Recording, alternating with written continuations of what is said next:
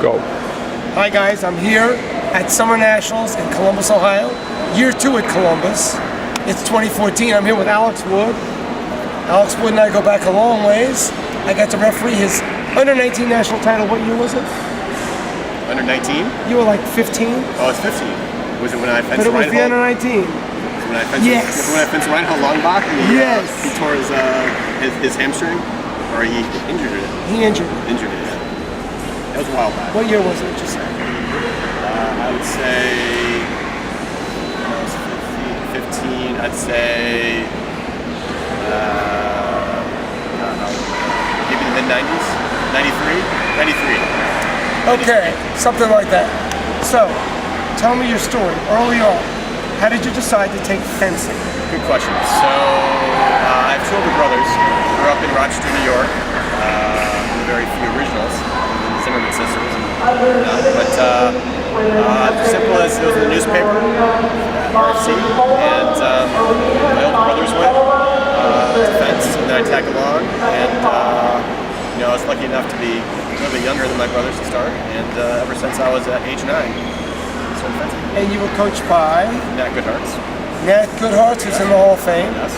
And so now you start competing. Yes. What age were you competing? Pretty quickly after I started fencing. I was always a very competitive person, so pretty quickly, probably after a year of fencing, I started to compete. I remember I think it was the first Junior Olympics was in Cleveland, Ohio, maybe in '89 or something. So yeah. What are your best memories of fencing and competing? Oh, wow, that's a very open-ended question. Just everything. I'm a very competitive person, so just the fencing itself, the competitions. I lived. Is there a bout that you wanted so badly and you won it? Anything like that? Yeah. Somebody you wanted to beat and you got it? Well, the person that I had a back and forth with was definitely Cliff Baird. Cliff Baird and I went back, had many tough bouts for about 5 or 6 years, and he was a hard competitor as well. So I always wanted to beat him, but he was tough. He was very tough. How about somebody who beat you that you couldn't believe beat you and it still bothers you? A bout that sticks in your... All the people that beat me, I wanted to beat. Nothing? Not a referee, some situation? It still kind of stays in there? You wish you could redo it? Nobody? I'm sure there was somebody, but... No ghosts at all? No ghosts, no skeletons. Okay, so now, you're competing. Yes. When did you stop competing? Did you go to college? I did go to college. And where did you go? I went to Stanford. Yes, and who was coaching you? Initially Zoran Turin, and then after that, after he left, Alex Kuznetsov, who's still in the Bay Area. Right. Yeah. So tell me. And I fenced a little bit of saber too, with George Bonosov for about 3 months when one of my teammates tore his ACL. Really? So I fenced one year, I think it was 2001, I fenced half the year in Florida, half the year in saber for Stanford. Give me an idea, if you were going to characterize your game, how do you like to approach fencers? What's your style? Your game, what moves do you like? Well, my game when I fenced was, I was a little bit shorter than most of the fencers, but I was faster. So my game was a lot of push-pull, pushing someone, and then pulling them back into my distance, and then going fast off the advanced ledge. So it was never about pushing the opponent all the way to the end, or just exclusively defensive actions. It was a lot of push-pull and just compound attacks. False actions, counter pose, second intentions. What was your favorite false action? What worked the best?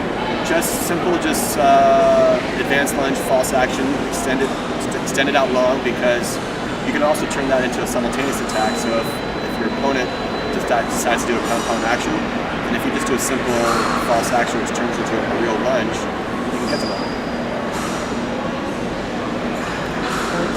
Now, what did you get from Nat Goodharts that you used forever? Just being a good competitor, being smart, using your time, being patient, just finding the right time.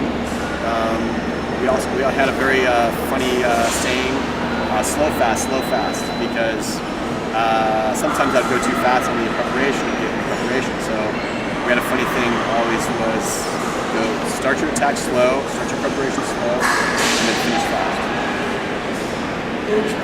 And what is your fencing life now? How does it? My fencing life. Well, I coach at the Virginia Academy of Fencing. 3D. Where is that? Springfield, Virginia, just outside of DC, about 10 minutes outside of DC. How did you find your way there? In 2009, I finished law school in Oregon. I was moving to DC because my wife was attending law school as well. And at the time, I was on the board of directors for US Fencing, and I met with Alex Ryder, who's the current operator and owner of VAF, and I told him, well, I'm coming to DC, I'm going to be working, but I'd also be interested in coaching. And I've been there ever since. It's been great. Excellent. So I coach three days a week, and I work full-time as an attorney.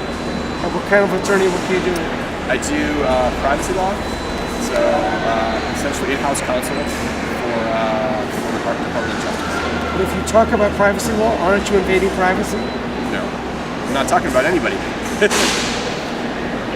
Alex Wood, thank you very much. Russell Wilson, thank you for taping. My pleasure. Thank you, sir.